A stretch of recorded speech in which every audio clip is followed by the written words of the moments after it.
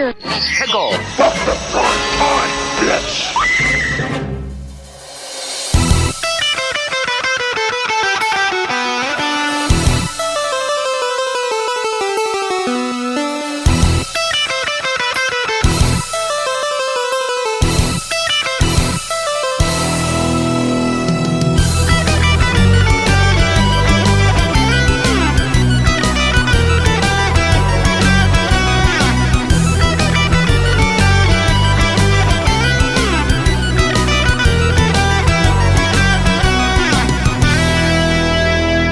Hello and welcome to another prototype mini-sode on the Summer Games Fest non-E3, whatever you want to call it, coverage that we're doing pretty much daily, maybe every other day. And for this one, which is, I guess, technically the first official one, as these showcases, or at least one of them, is semi-considered part of the Summer Game Fest, but not. It's a little confusing what Jeff decides to include or not.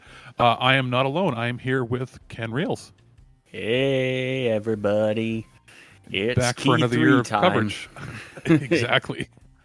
So we're gonna fly a little loose with this because it's weird that Jeff acknowledges these shows, or at least he acknowledged the Guerrilla Collective by tweeting it out through their channels, yet it's not officially part of their Summer Games Fest, because I think he only considers things that happen after his showcase to be part of it. I think so. But then he retroactively included the State of Play. like it was not included as part of it, and then once it aired, he added it to the website. Because I think Sony is a partner with him. Yeah, they paid SGF, to be part of it. Because rumored is that Sony's going to drop the big rumored Horizon Lego game at SGF. Yeah, I'd suspect that, because I mean, it's also, when you think about it, how many family games we've talked off air. They've only had like 4 or 5 family games in this entire console generation so far that are first party. Yeah, which not that I guess kids aren't buying a $700 console, but still, usually as like the family's primary console, everybody has a Switch. Everybody had a Switch before this console generation. Yet the PS5 is technically the mainstay console. That's the one that people have been buying and putting into their living rooms. I mean, now it's a 50-50. It quite literally is 50-50 according to their metrics. Yeah, that so people have PS4s. For the longest PS5. time, people had PS4s in their living room and they had their Switches, and now it's half and half. And I mean, we had a starting run with those where we had Sackboy was a launch title. I think they wanted Destruction All-Stars to be family, but it wasn't. Nobody played it. But like Sackboy, Destruction All-Stars is part of that whole old regime. Well, now it's an old regime because now we have the new CEOs.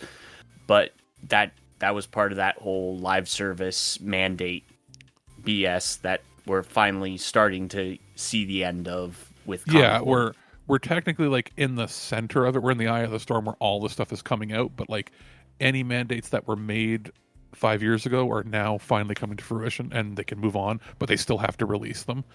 But yeah, like we had Sackboy, which I think nobody talks about. Nobody remembers it, even though it was a really good game. It's out on PC now. yeah, exactly. But you know what I mean? Like it's people are like seeing the Astrobot thing, and they're like, "Oh, sweet! There hasn't been a title, a family title on there, except for maybe Ratchet." Like, well, what about Sackboy? Sackboy was like a big hit. It's just it wasn't at this level of hype for it, right? Like when it was announced, they showed the trailer. It was all about Spider-Man at that announcement trailer, right? So nobody cared really about Sackboy, but then anybody who played it was like, wow, this is good. So I mean, but yeah, like you can count them on one hand how many family-based titles there are that are first party.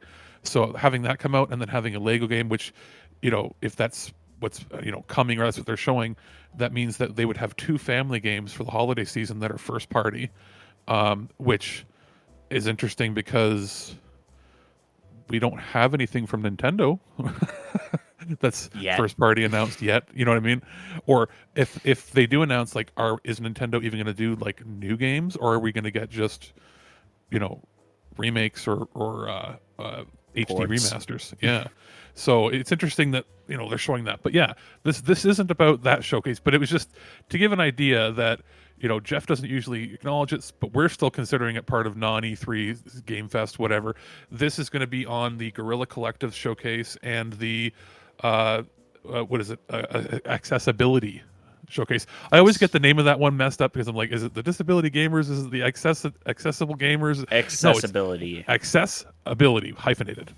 Yes. Which is not. I'm surprised that nobody this year they didn't have a sponsor. I think they had a sponsor last year. I forget who. They did not have a sponsor this year. Laura's very excited that a lot of people. I mean, like we covered it last year, but a lot more people hopped on board this year, covering it from the media at least, because it's interesting that there hasn't been a major corporate sponsor. I know that maybe you don't want a full corporate sponsor, but you would think that there would be some funds set up to help promote this because it's great. It's really good PR for them.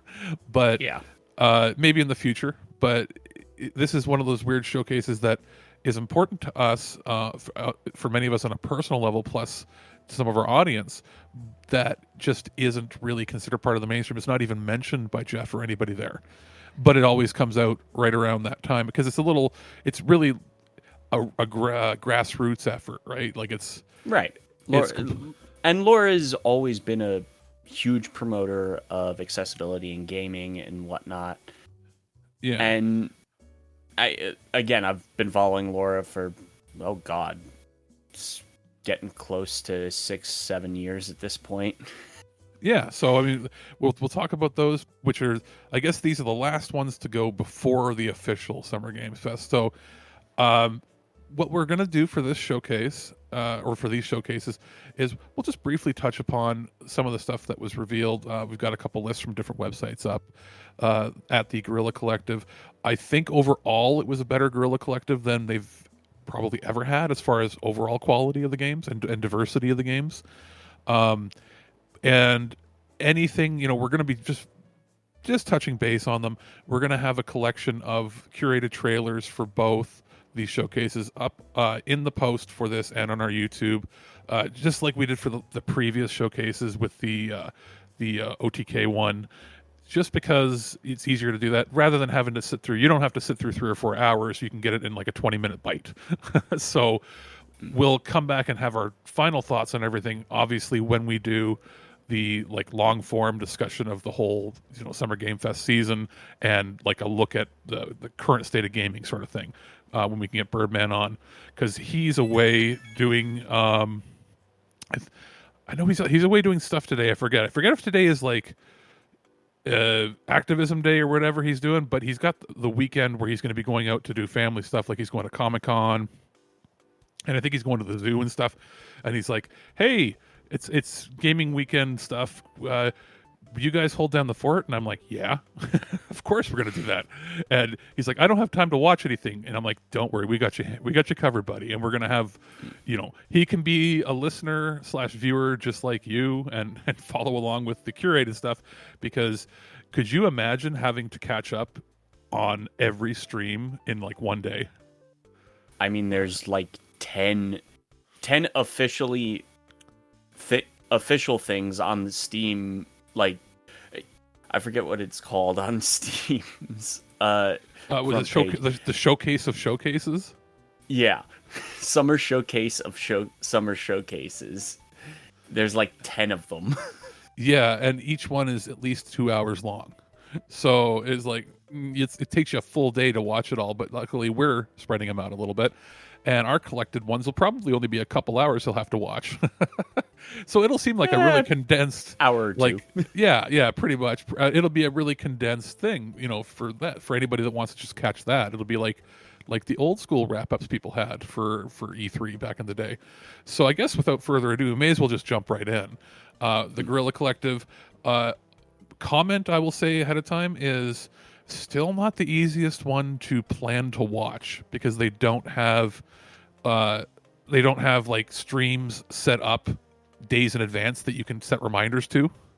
They also like they didn't, as far as I could tell, even on their Twitch, they didn't have it set in their schedule. So you couldn't just click that for a notification. And there was nothing in the Twitch schedule, no pre thing popping up on their YouTube. It was just like, boom, it's up. Yeah, it was like 15 minutes before the pre-show started. It's like, here you go. And it's like, come on, guys. Come on. You knew that there's tools out there. Twitch and YouTube both have tools to let you know ahead of time. And especially, this wasn't a case of, they didn't know when they were going on. They said the day and time like over a week earlier, and it was posted everywhere, but they didn't have anything set up. It's like, come on, guys. And I think even at the last minute, to even if it's not a part of official Summer Game Fest, Jeff, I think on his personal account, tweeted it out saying, hey guys, check it out. So at least there was a little bit of extra buzz there. But yes, once you start watching it was actually a pretty good stream. There was no, like in previous years, their stuff has had like major desync or crashes completely. It was on YouTube. I think there was like a half-second delay for some reason between the voices and the video. Might have been just some way that it was streaming. It didn't appear to have that on Twitch, so I ended up watching it on Twitch. And it was also like 40 seconds ahead on Twitch. So yeah, it definitely was ahead on Twitch because like I was actually even on a slight delay because of just internet stuff. Because I went and threw it on the TV, on the big TV, because Samsung finally added Twitch to their to my generation of TVs. So it might have been like a Wi-Fi delays through the smart apps. Whereas I ended up watching it on the PC wired in. And I mean, I noticed it was kind of weird. It was like maybe quarter of a second to half a second off on the lip sync for the host. But that would have bugged the hell out of me. but everything else was in sync as long as you watched it on Twitch. So there was something in his direct feed, like there was some delay, and I don't think it was based on his internet upload or their internet upload. I think he had a delay going through whatever mixing board he was using. Yeah. It happens. But I would say overall it was a much better quality stream, like just as far as like just the fact that it didn't crash once. It was a better stream than even earlier this year. That's right. They had one in February or something? Yeah, February. So may as well get into it. They divided it up into sections of genre, which we're not really we'll go in the order that things are listed, obviously, but some things could have been in different categories, but like, because there's like some RPGs in one category, some RPGs in another category. It's like, what? But we'll just sort of list off the games that came out. You missed the first 15 minutes, right? You said because you couldn't get in. Yeah. So the first thing they showed was Reckless, which is sort of like a Tony Hawk skating game, but you also can like build the levels and share it. Look kind of cool, but look kind of not as polished as you might hope. Then there was Yuka Replayly, which is, I think it's just ukulele in a new engine with some physics and collision and stuff to make it a little tighter. Also, they apparently redid the soundtrack with an orchestra instead of the, I guess, chip tunes or whatever you want to call it, MIDI soundtrack, electronic soundtrack. Yeah. But I believe Ukulele 1, the original Ukulele was done in Unreal 4, and this looks like Unreal 5. Yeah, it looks like an engine jump, specifically with lighting. Yeah. I don't know if it's got all like the full ray tracing and all that, but it was clear that they had dynamic lighting put in. There's like God rays and stuff that it didn't have before.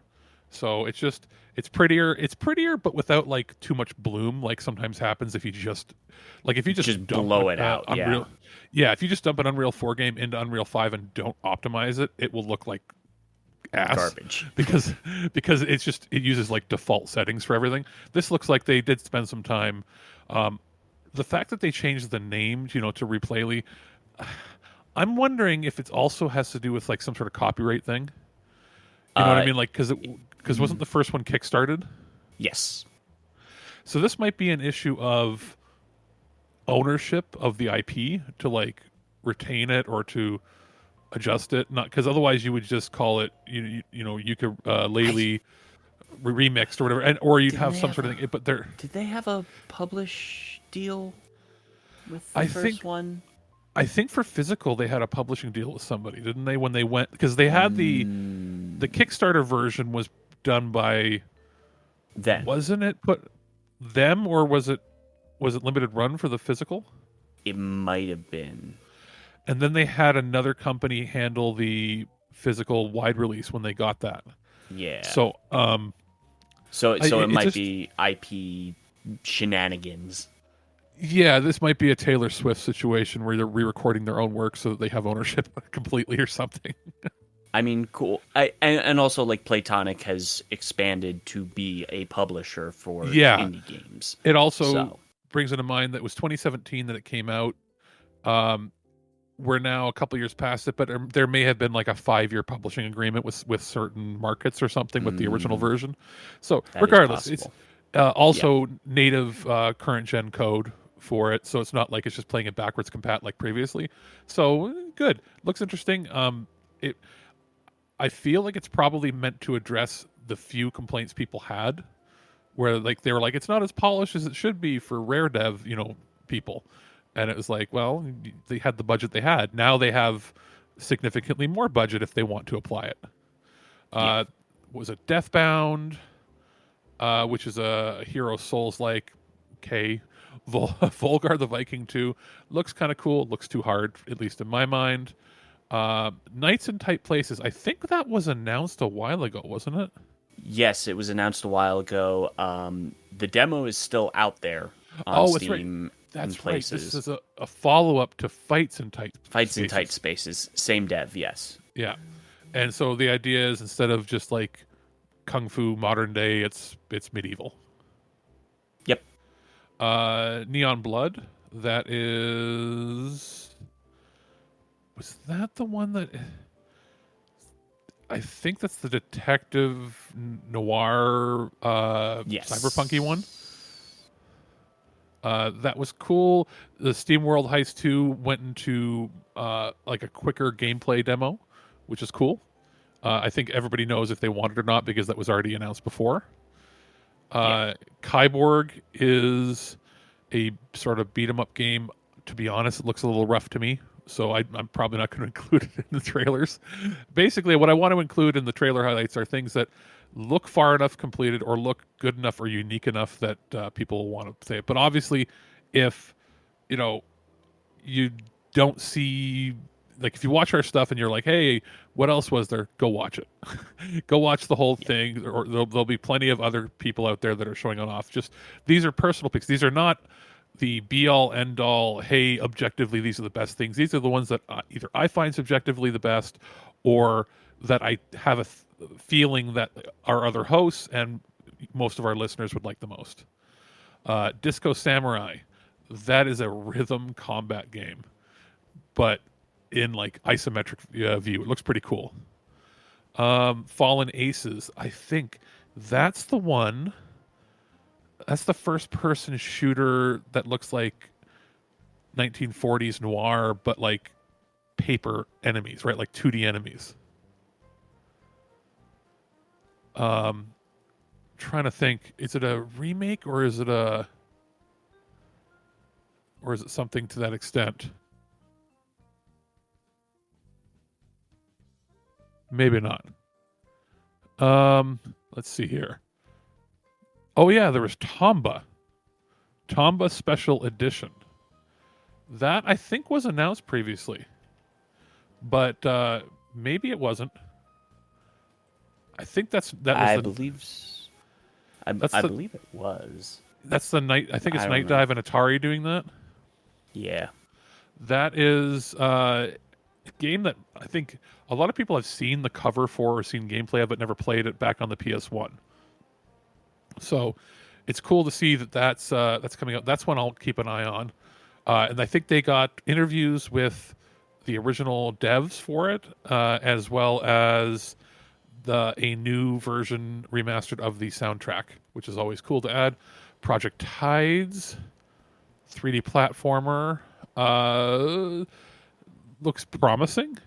Final Night is the... Oh, that's the one that's the monster hunting Souls-like RPG. Isometric view. Looks interesting. Pixel art. Probably really hard. Probably won't play it. Ninja Slayer was... I think that's a remake or something. It looked okay. I didn't have anything else in my notes for it. Yeah. Fallen Aces is an FPS. Let's see here. Yeah, we'll skip that one. Okay, Anton Blast got... did it get a date? I think that was the big deal with this, wasn't it? I believe so. Because it's had the demo and it's had like early access or betas before, but I think it had it had at least a window of release in the fall. Yes, it's coming out in November. Yeah. And to be honest, this is Wario Land. Yeah, this is the Wario Land. And it plays like Wario Land, unlike Pizza Tower, which doesn't play like Wario Land. It just looks like Wario Land. Now, is this is the one where you have to get to the end of the level and then make your way out, or is that the other one? Yes. Yeah. So it's the exact same game. Like the concept is exactly the same compared to Pizza Tower, but Anton Blast actually plays like Wario Land. Yeah. So that's cool. I do not like Pizza Tower. If you can. Yeah, that seems to be the consensus. Wizard of Legend 2, 4-player co-op, cool. Clock Tower it's Wizard Rewind. of Legend 2. If you like the first one, you're gonna like this one. That's exactly it, right? Like Clock Tower Rewind. This was announced previously, but they finally showed it off. Now, this was famously one of the earlier SNES titles to have a fan translation. And now it's got, like, we're talking probably 25 years ago it got it was getting translated right around the time that, like, the original Final Fantasy SNES games were getting translated. Like, projects started in the late 90s sort of thing. And now it's getting an official release with, better graphics and all this. It looks interesting, but it seems like the more hubbub about it is just the fact that people don't like who's publishing it. Yeah, pretty much.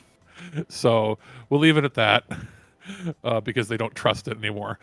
Post-Trauma, that is the what is it? About a train conductor, weird horror game. Generally, horror games I kind of tune out unless they're really big. But the next one was... I even tuned out because I was just like, "What the heck? I don't really care. This doesn't look that great." Yeah. Five Nights at Freddy's Into the Pit, which is like a demake or retro style version of Five Nights at Freddy's. I mean, cool. That's a way to extend the franchise. I mean, yeah, and at least it's different. That's what's most important to me. Yeah, it's definitely different for sure.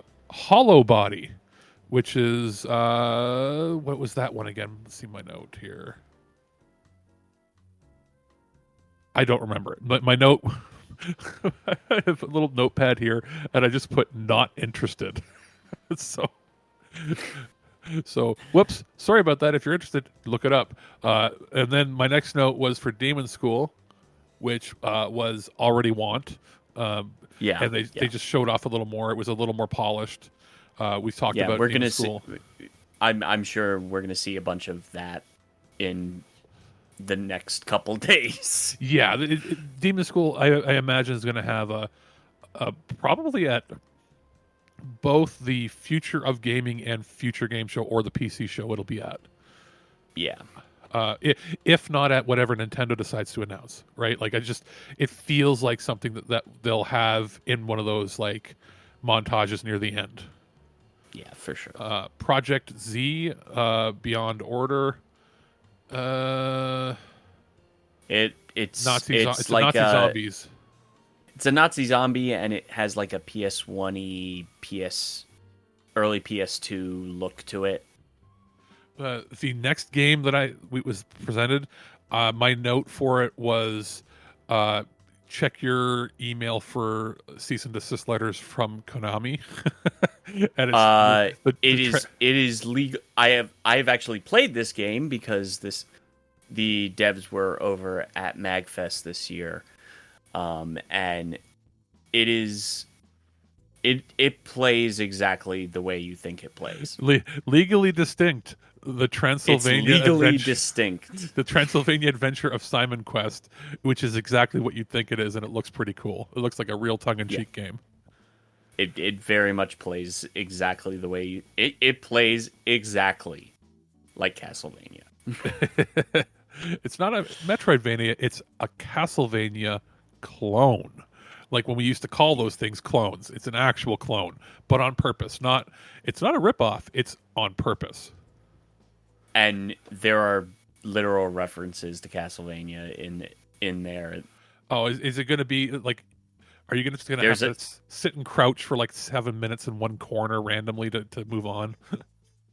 No. There's a direct reference to Castlevania 2 where you go into the brothel to heal. Oh, perfect. Yeah. Yeah. Urban Myth Dissolution Center. I remember this had a weird.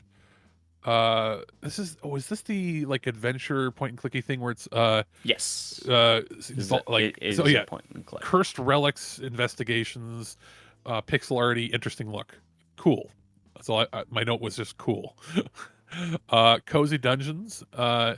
This is the one where it's an interior design / clearing out dungeons. Yeah. Oh, so when this was shown at OTK, I had no idea. It looked like I was like, okay, I'm out. But then they showed actual gameplay and actual stuff here at Guerrilla, and I was like, oh, okay, now I understand what this game is. Yeah, like it didn't have a great unveiling, and it had a slightly better, if not significantly better, showing here. It's Animal Crossing Happy Home Designer meets Zelda with a little bit of combat, fairly light combat. Clear a room, gather the things within the room, talk to whoever is there in the room, and arrange things so that they'll approve it, a la, I guess, Pokemon Snap or something like that. Yeah, it's very much Happy Home Designer. Yeah. That Animal Crossing spinoff. Right. Oh yeah, that's right. Double Shake. That one I wrote down, and I remember messaging you guys when we were watching it live, and it was, oh, this is Klonoa, and yeah, sure enough, the description is, a love letter to fifth generation games such as Mischief Makers, Klonoa, and Tomba. It's if you like the Saturn PS1 2.5D / 3D running platformers with that weird perspective that they had, that's what this is. Yep. So it's nice that there's something, because that seems to be like an underrepresented genre of platformers. You have a lot of people that were making platformers that are like throwbacks to the side-scrolling 16-bit era or like precision ones, or you have people that want to copy like the N64 collectathons. But there's like we are in the age of people that played PS1, early PS2 stuff have nostalgia for that, and that's what they're making their games. And they're specifically going down the niche of all the 3D platform styles that happened before Mario 64 became the de facto. Yes. Before they figured out that formula works. When like there was a lot more random crap that happened, like with like Pandemonium and like I've even seen games like Jumping Flash coming back again, like first person platformer perspective games. So it's interesting, like 3D platformers from 1994 to 1997 is like what's coming out now. Yep. Then there's the Land of Magnets. Was I don't remember that one being any good, so we're gonna skip it. Creatures of Ava was the creature saver. That one also didn't look good to me. I mean, Creatures of it looks just like it doesn't look bad. It just looks okay. Yeah, like so when I say doesn't look good, to me that means didn't stand out from the pack. Yeah. Egging on did though. I mean, it is streamer bait as all hell. Yeah, it's you are a chicken egg using physics to roll and jump your way up construction sites at / chicken coops and it's getting over it with an egg. Yes, but there isn't a complete fail state. So like if you fall and crack, you just have to slide around as a slimy, uncooked egg until a few seconds later when your shell will reattach, and you can climb up. And hens will attack you. And they mention like once you get outside of the actual hen house / debilitated buildings, you'll end up having a harder world to live in. I'm assuming that means birds and other things will come and attack you and try to eat you. Yeah, I mean, like, they did a pan up at one point during the gameplay to show you the path up, and it was like, oh, that's gonna be hell. I get the feeling that if you get out to the roof and you do survive against whatever tries to get you, like maybe a dog or a fox or something will come and try to eat you, I have a feeling that the end game for it will be that you end up being cooked in the sun. Yeah. Like, it'll be something like that. But yeah, so that looks like it's going to be, even for me who doesn't usually like those kind of games, that one actually made me laugh and went, okay. Motor Slice, we'll skip that one because that wasn't, in my notes, wasn't worthy. You were not worthy. The Secrets of Crystal Mountain. Did you have any notes on this one? Because I didn't write anything down. Nope. Little Problems. Didn't write anything down. They're same with Day of the Shell. Day of the Shell is the one that is one of the ones that I kind of highlighted. Because Day of the Shell is a tactical roguelite. Oh, so it's a tactics game, but it's also a roguelite. That's right. I do remember. Now I didn't write it down, but I remember thinking, "Oof, gonna be hard." I mean, yeah, it's my jam. Yeah, Cataclysmo. This one said it was. I looked. It's not the same studios, but it said it was from creators of a few different games that we've liked in the past. I can't remember which ones now, but Cataclysmo was. It was X. Shoot. It was people that left a couple indie studios that we've liked their stuff. I just can't remember. Because I have a note saying, from people that made other things we like. Yeah. Regardless, it's a tower defense game, but like modern looking. Apparently there's like a 30-hour single player campaign. It was Moonlighter and oh right, Moonlighter and something else. I'm not sure. It was Moonlighter devs and someone else and another set of devs. It was an RPG dev or something. It was yeah. And it's being published by Hooded Horse, which has done. They recently put out Manor Lords, Sons of Valhalla, a lot of simmy kind of games. Oh, they're really right, big okay. on the sim games. Moonlighter, Mage Seeker. Oh yeah, no, I think it was in the trailer. They announced it was somebody that worked on The Messenger. Right. Yeah, it wasn't the actual Sabotage studio. It was one person. It was one person that left Sabotage. One person that left Sabotage. I think went. Mage Seeker is the Mage Seeker is the other. Yeah, is the other game that they made. Yeah, so it's them, and then there's people involved that have worked on stuff, indie stuff that we've been like, yes. So it's worth at least checking out. Grit and Valor 1949 is the one that had the cool premise of like RTS strategy, World War II mech, but I really didn't like the art. I mean, it's very much like a vibe. Yeah, like something about it was off-putting to me. It's almost like they didn't go all the way in to make it cell shaded. It's like they tried to cell shade realistic art, and to me, that just looked kind of off. It's like everything had a border around it that shouldn't have a border. It very much screamed like very very PS1-y, but also not. It's almost like if you took a PS1 game, emulated it, but then added a filter that I personally wouldn't have added to it when, upscaling the render.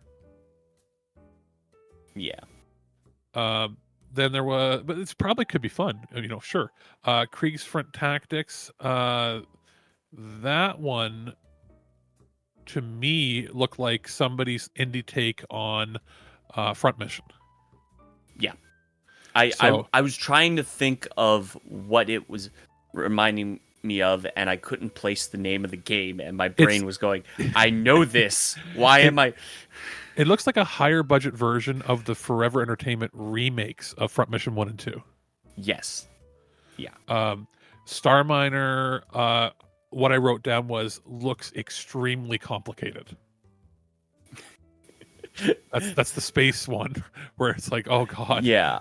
It looks like if this is going to be one of those games where if it's your jam, it's your jam, and everybody else will probably dislike if you like super super detailed space exploration games. Yeah.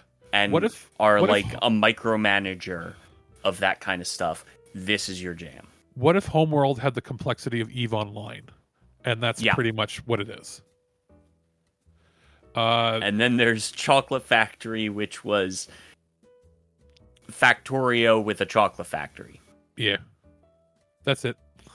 Rebots, interesting idea. Again, a little complicated. I could see it being popular with kids or parents that have kids that want them to learn like logical operations and puzzles. The idea is you're terraforming planets for specific needs, and you have to do things like figure out the resources. It's a resource management sort of game. Resource management game, but it has a goal. It has specific goal systems, and it's the kind of resource game that I actually would play. Yeah, it's not so open that like there isn't the one goal of just survive. It's resource management without survival as the goal. Yeah. If that makes any sense. It's resource management under like, here's your checklist of things to do. And it doesn't look like there's like a major fail state. It looks like you just keep doing things and figuring it out till it works. Yeah. Then there was a Monterona. That's is this build and decorate cute little streets from your Italian grandma's stories. I don't remember seeing that. I must have gone for a wash, like a bathroom break or something. But sure. Beloved Rapture, JRPG. That's the one I thought that looked kind of cool. Like, I'm always afraid of indie JRPGs that end up being like RPG Maker, and this doesn't look like an RPG Maker game. This looks like they built something. It looks like they started building it in RPG Maker and then expanded it to something else. Yeah, because it has a little bit of that look, but then it looks way more custom. So like it looks like it was conceptualized in RPG Maker, and they moved it somewhere else. Like, hey, they made the bones of a game in RPG Maker, and then hired programmers to make it. Yeah. Which it could be interesting. I'll have to play a demo to figure out, but it has promise. Dungeon Clawler, not Crawler, Clawler. Roguelike claw machine deck builder. No thanks, not for me. I mean, it's a weird combo of stuff, and like the battle system looks interesting. Yeah, pretty much. That's a nice way of putting it. Wild Tactics. The Wild is an acronym. Tactical action game, turn-based combat.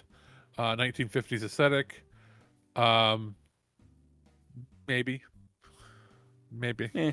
Is it? Wait, was that the furry game?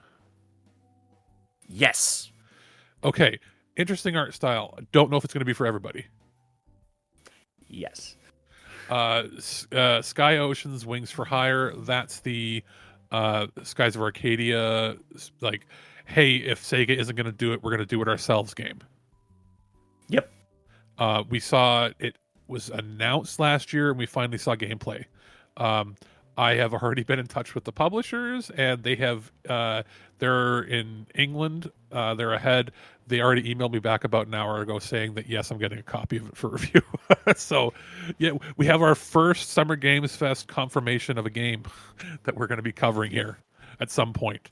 Don't know when it's going to happen. It looks fun. Yeah, it's and I was like, hey, here I told him, I said, here's our history with RPGs in case you don't know, because we covered some stuff for them in the past. But I was like, here's our history. Here's what I know. I know what this game is or what you're going for. I like it. We're going to be very objective with it, but at the same time, know that you're not, if you're giving us a code to look at, you're not going to be giving it to people that have no idea what they're getting into. So, yeah. And then the response was, basically, hey mate, you're on the list. We'll let you know when it's coming. And they're like, any preferences for consoles? I'm like, consoles first. Generally, for anybody listening, how at least I request, and I think Birdman does as well. We used to request, it didn't matter what console we asked things for generally, but as the years have gone on, if it's multi-console, we generally don't request for the Switch as a first priority because there's always a cut-down version. This is a game that probably won't be cut down, except for the fact that it won't play in 4K on the Switch. But we do generally ask for and there might be issues with like frame rate, maybe. Yeah, and that's why, because it's not fair if that's the only version that we can get our hands on. We can't, we can't really do that. We always want to get the best version. Until Nintendo drops their new system. There's yeah. Generally, we don't do that unless a company will offer us a code for multiple systems and we can pick. Then we always pick, Switch and another platform. But I always put the PS5 as the first preference, only because the only real difference usually with indie games between the PS5 and Xbox versions is they usually include something with the controller. So whether it be the haptics, I don't know if they're going to do that here. I would assume if it's anything, it'll be during the air battles or something. But so we always do that. I'm like, it's like PS5 first, then Xbox, then Switch, then PC. Or in the case of a game where we feel it's not going to play well on Switch initially, we'll have the PC as the secondary. But I said, hey, whatever works for you guys. So we don't know. It might be a PC code we get. Like, this isn't going to be a game that's going to be a problem to run on any of our computers. So we'll see as we go. Yeah, exactly. Bittersweet Birthday. I wrote down... Not for me. It's Soulsy. It's Soulsy. And that's why I wrote down not for me, I guess. Escape from Ever After is the Paper Mario game. This is the it's the Paper Mario like. It looks even more like Paper Mario than Born of Bread did. Yes. So that's all we really need to say. Watch the trailer. Yep. Aethermancer is the other monster taming roguelike. Yeah, this is one that's just right up my alley. It's Pokemon meets like it's like a Pokemon-y run-based game. But at the same time, I wasn't turned off by it. It didn't look nearly as hard. Yes, it's going to be hard. It didn't look as punishing as a lot of other ones are. No, it especially given the fact that like you will always get like your starter monster at the beginning of each run, and then you get a whole bunch of other different monsters as you progress through it. Exactly. And exactly. We'll keep it light. We'll pick out some of these, I think, at the end of when we do our main show. We'll pick some of the indie ones specifically to talk about where we can go a little more in detail. But I can see this one making, one of your top 20 lists. Oh yeah. Echo Generation Midnight Edition. Echo Generation is one of the first games I played on Game Pass when I had it. It's a locally Ontario produced voxel based RPG. they're doing a new version that just has some extra bells and whistles added, a bunch of tweaks. Looks like a lot of quality of life stuff improvements, which were basically my complaints, is that there was some more QA needed at the time. But it also did initially come out during the pandemic, like I think during the actual pandemic, right? So when we were in lockdown. So this gives them a little more time, and then it has a port from previously only being PC and Xbox to Switch and was it PS5? I can't remember. PlayStation. Yep. Yeah. It's coming to PlayStation consoles. Yeah, so its little exclusivity window that it had with Game Pass is over because it disappeared from Game Pass, and I was like, that's kind of odd because it was a Game Pass launch title, like on Game Pass initially, and it's just gone. But now it looks like it's because their window was up, probably a year window, and now that they've had time and money, they're putting it out on everything. And I think it'll probably have a pretty good second life on Switch. I don't know how it's going to perform because it kind of struggled in the original version, even on my Series S. So yeah, I mean, it might be an issue on Switch when Nintendo drops their new console. It'll probably work perfectly. It is also voxel based, so it might have been struggling because I think the game like internally rendered at 4K regardless of the Xbox platform you played it on. So they could just, if it's a voxel thing, they could just drop it down to 720p and it should run just fine. Access Unseen, Slime Heroes, which Slime Heroes, what they showed at Guerrilla, I was like, I can't understand what the hell's going on. Yeah, and we'll leave it at that till we talk a little bit about what we saw at the next showcase. I'm gonna skip. I can skip LC because it was also shown off. Some titles we're just gonna skip here because they were shown off the next day at the accessibility showcase, game showcase. Yeah, Griffith Academy was, I believe, shown off last year or announced last year, and it looks like it's had a lot of work done. It's the Stranger Things-y inspired RPG. Cool. Yep. Bloodless. I think that's the one that's like ZX Spectrum style. Yes, it was the Spectrum looking one. Yeah. For our friends over across the pond, the Specky based game, or it looks like graphics wise. Toxic Crusaders had another trailer with I believe a release window. I don't think, did it have a day? Maybe not. Nope. No date. I think that's just a tease that they're probably going to reveal that later on this weekend. We'll skip these. Skip you. Defiled. Iron Meat, which I have played. Iron Meat. It's freaking cool. Yes. Yeah, that looks cool. We'll skip a few of these. Pinball Spire, which is it's like a pinball quest game. It's Sonic Spinball. Sonic Spinball, but they're calling it a Pinball Vania. I don't know why, but sure. I mean, that's what Sonic Spinball is. Like, I'm not even kidding. If you played Sonic Spinball, you kind of get what this is. And to be honest, I'm going to leave it. The rest of these were sort of just meh. So we'll leave it at that. That's sort of the end of it. Again, we're just doing a once-over just to try to get through it as quickly as we can, just to mention, some things that we saw highlights on, and then obviously watch the trailers to get the full idea of what we're talking about.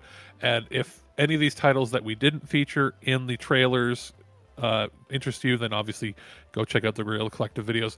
They're syndicated across like GameSpot and IGN, and obviously the trailers have now hit individually at different places. I guess we'll just move very briefly over into the accessibility showcase, which is always good. Like to me, I'm like, I don't want to just like showcase and talk about every trailer they showed, because then it would just defeat the purpose of going and watching their showcase. So I'll be sure in our release here to put a link directly to where you can watch that whole 45-minute showcase. We may as well just go a little briefly that what they showed appears that more and more devs are putting accessibility features in, and not just tacking them on at the end. It's a lot of it is being built from the ground up now with it in mind. And a lot of dyslexia oriented text. Yes, as the default, where you instead of having it as an option to turn it on, it looks like that's the default, and then you just switch it to whatever font you want after, which is better than like if you're dyslexic, maybe you can't read well enough to get to the spot to enable the text. It's sort of like how every Ubisoft title that you get, every single one the last few years, you notice the very first time you boot it up, it boots up with descriptive text. Yep. And then you have to turn it off, which I saw some people complain about initially, but I was like, no, it's not that hard. You just go into the settings and turn it off. And it's good that it's there by default. And also the settings pop. Most of the Ubisoft games now just have the settings pop up immediately as soon as you boot in. Yeah, like they'll show like the intro video, and then boom, the very on first load up, here's where you turn this on and off, which is a smart way to do it. And it's literally the first option that you have. Yeah, exactly. So they've done that. It's a lot of the indies are starting to do that too. Right. Highlighting was there. Was it Elsie was shown off? That was probably the most impressive, in that I didn't think that kind of game could get those kind of accessibility options. It's a Mega Man like Mega Man like Mega Man X or Zero like, right? Like it's sort of like the Inti Creates kind of much games. More Zero. I would say Zero, but it gives you the options to increase the text size. Oh yeah, increase text size, add outlines to characters, do complete colorblind changes on things. Invincibility mode right off the bat that won't affect anything else of the game, so you can get through it if you need to. Buttons to completely change the physics of the game that allow for slowdowns whenever enemies are shooting at you, so you have more time to react if that's what you need to do. Like fundamentally, it changes the way those kind of 8-bit action games are played. Yep. And it looks good, and it's also roguelite-y, so cool. And I'm also published by Playtonic, which awesome. Yeah, I noticed it was like, if they're smart, Playtonic makes their own games, but then they have Playtonic. Was it Playtonic Friends or And Friends? Yes. Playtonic Friends is the publisher, and they've published stuff like Blossom Tales, which Blossom Tales is freaking fantastic, and the sequel's just as good. That's the Little Zelda Gator game was. Yeah, that's the Zelda like, and then the Little Gator game was one of the big ones from last year, I think, or 2 years ago. And some of the other games that were here at the Guerrilla were shown off, and they had a little more details there that had the and it's generally very similar things that they're all talking about. It's colorblind, dyslexic. A lot more focus now on having descriptive video in indie titles right off the bat, or screen readers. The ability to map controllers to keyboards to whatever device you need. Let me think. What else was there? As far as specific titles, they were kind of all good. Like I didn't really see much that I didn't care for. I guess. We should mention the slime one. Yeah, Slime Heroes. That has options to highlight your actual character in an outline and whatnot. And thank you. Immediately. Thank you. It was, even for somebody who, like, I mean, I've got some vision issues where I have to wear glasses for nearsightedness, but I looked at it before, and everything sort of blended together from what I saw at the reveal at the Guerrilla. This made it way easier to view, even for me. And then there was the options for enabling difficulty sliders for enemies pretty much on the fly. You can change it if you need to, so you don't have to and also showing enemy hitboxes too. Yeah, and you don't have to exit the game. Like, you're like, oh, I'm stuck here. Pause the game, bring up a menu. Turn down the difficulty, turn up the difficulty. You can do it as you go. Yeah.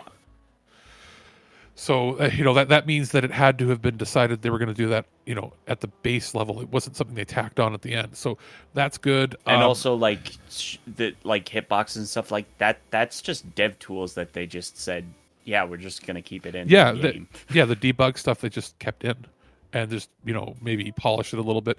Looks good. There were a few other titles. Now it's not coming out now because there's a current game coming out, but there's one coming out. What was the one that was the Cthulhu-inspired pixel art, cyberpunky. Shadow over Cyberspace. That's what it was. That looks interesting, but that's probably a next year sort of title, or maybe a year later. And the other one that stood out to me, and it's one of the ones that had the dyslexic text built in, was the 8-bit looking SimCity game. Yes. Which, again, for the life of me, I've lost what the title is. It'll be in our trailer highlights because I didn't actually print out a list of what was shown here, because there was, I think, was it 30 games shown off? Something like that. Something close to it in about a 45-minute video. I'll link to that video itself, but also the few highlights that I have or we've talked about will include at the end of our trailer highlights that we're going to collect for all the Guerrilla Collective stuff. And that's pretty much it. We don't want to really go too deep into this because we've got more stuff to watch today as Summer Games Fest goes on, and we'll be discussing more stuff at length when we have our big follow-up show. So do you have any final thoughts on what we've seen in the Summer Games Fest showcases so far? I mean, honestly, OTK had a lot of stuff that I was really like, oh, this is really cool.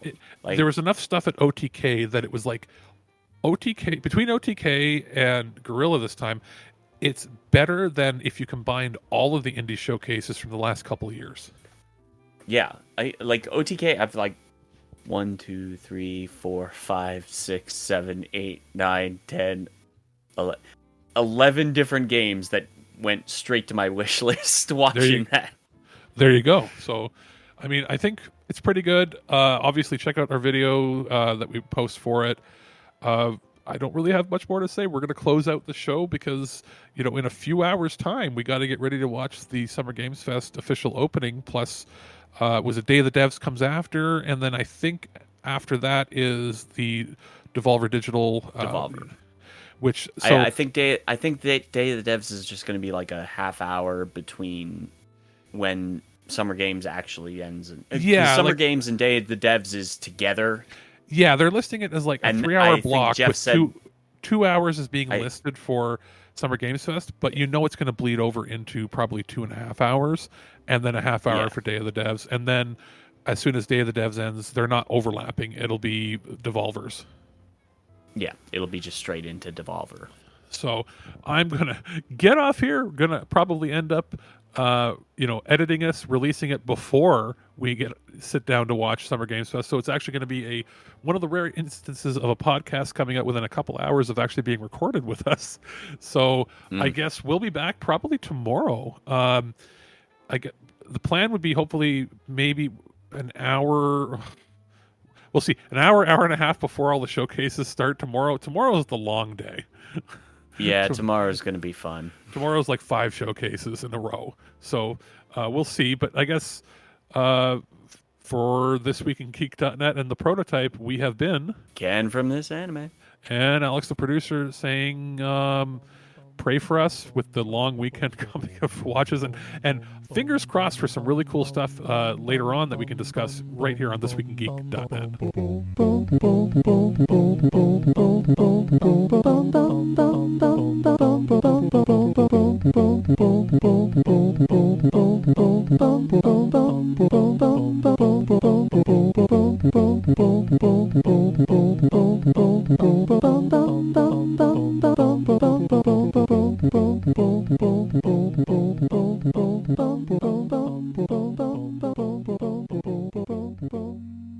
At no point in your rambling, incoherent response were you even close to anything that could be considered a rational thought. Thanks for listening to this episode of This Week in Geek. Hungry for more? Check out our website at thisweekingeek.net. You can subscribe to the podcast, browse our Twitter and Instagram, and leave your thoughts on today's topics. If you'd like to give us some feedback, send us an email at feedback@thisweekingeek.net. Tune in next time, and remember, lower your shields and surrender your listenership. We would be honored if you would join us. Thank you for your cooperation. Good night.